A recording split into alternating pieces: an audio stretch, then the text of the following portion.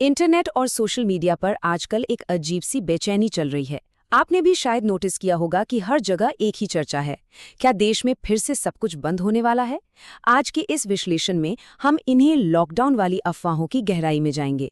हम सीधे तथ्यों की बात करेंगे और समझेंगे कि इस पूरी घबराहट के पीछे, पर्दे के पीछे असल कहानी क्या चल रही है।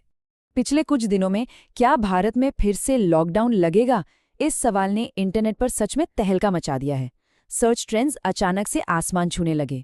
अब आप सोच रहे होंगे कि अचानक ये पैनिक शुरू कहाँ से हुआ। दरअसल हाल ही में लोकसभा में कुछ ऐसे बयान दिए गए थे जिन्हें सुनकर लोगों में ये राष्ट्रव्यापी घबराहट फैल गई। तो चलिए सबसे पहले इस डर के सोर्स को ही डिकोड करते हैं। अगर हम संसद में दिए गए उस बयान को बिना किसी फिल्टर के ध्यान से सुने तो उसमें स्पष्ट कहा गया था कि हमें कोरोना जैसी चुनौतियों के लिए तैयार रहना होगा, धीरज के साथ, संयम के साथ और शांत मन से। अब देखिए, यहीं पर सारा कन्फ्यूजन हुआ। यहाँ बात किसी नए वायरस या बीमारी के लौटने की बिल्कुल नहीं हो रही थी, बल्कि ये पश्चिमी एशिया में चल रहे तनाव को देखते हुए वैसी ही राष्ट्रीय एकजुटता दिखाने की अपील थी जैसी हमने महामारी के दौरान दिखाई थी। ये एक रूपक था, मेडिकल वार्निंग नहीं।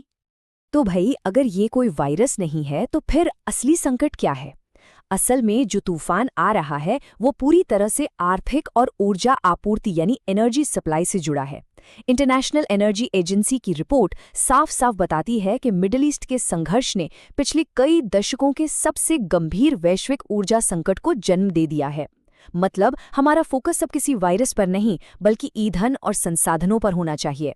इस संकट की गंभीरता को समझने के लिए बस इस एक आंकड़े पर गौर कीजिए, 1.1 करोड़ बैरल। जरा सोचिए इस नंबर के बारे में। ये कोई छोटी मोटी संख्या नहीं है। ये वो तेल है जो वैश्विक स्तर पर हर एक दिन सप्लाई चेन से गायब हो रहा है, नष्ट हो रहा है। पूरे दुनिया में ऊर्जा की इस भारी कमी का सीधा असर हर देश की अर्थव्यवस्था पर पड़ने वाला है, और ये सच में चिंता का विषय है। इसे पर्सपेक्टिव में रखने के लिए चलिए इतिहास के पन्ने पलटते हैं। आपको 1970 के दशक का वो कुख्यात ऊर्जा संकट तो याद होगा, या आपने उसके बारे में सुना होगा। उस समय दुनिया को हर दिन लगभग 50 लाख बैरल का नुकसान हो रहा था और उसी ने पूरी दुनिया को हिला के रख दिया था। और आज का वैश्विक संकट 1.1 करोड़ बैरल प्रतिदिन का है।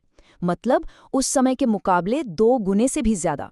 ये ऐतिहासिक पैमाना ही हमें बताता है कि आज की चुनौती कितनी अभूतपूर्व है और क्यों इसकी तुलना कोरोना जैसी बड़ी चुनौती से की गई है। और देखिए, ये कोई भविष्य की बात नहीं है, असर अभी से दिखने लगा है। दुनिया भर में, खासकर हमारे पड़ोसी देशों में आपातकालीन कदम उठाए जा रहे हैं। फिलीपींस ने तो बाकायदा नेशनल एनर्जी इमरजेंसी डिक्लेयर कर दी है और 4 दिन के वर्क वीक पर आ गए हैं।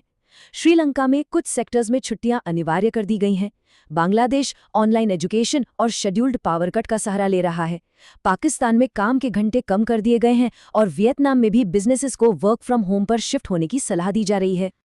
अब सबसे बड़ा सवाल, भारत पर इसका क्या असर हो रहा है?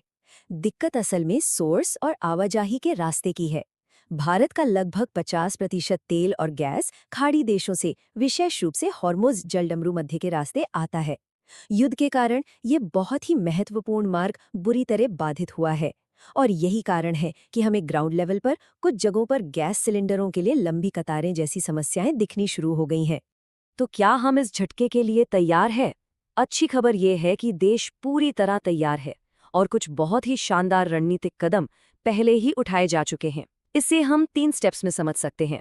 पहला, आम जनता की जरूरत पूरी करने के लिए इंडस्ट्रियल गैस सप्लाई को डाइवर्ट करके घरेलू एलपीजी उत्पादन बढ़ाया जा रहा है। दूसरा, हमने अपने इंपोर्ट सोर्सेज को 27 देशों से बढ़ाकर अब 41 देशों तक फैला दिया है ताकि किसी एक पर निर्भरता न रहे।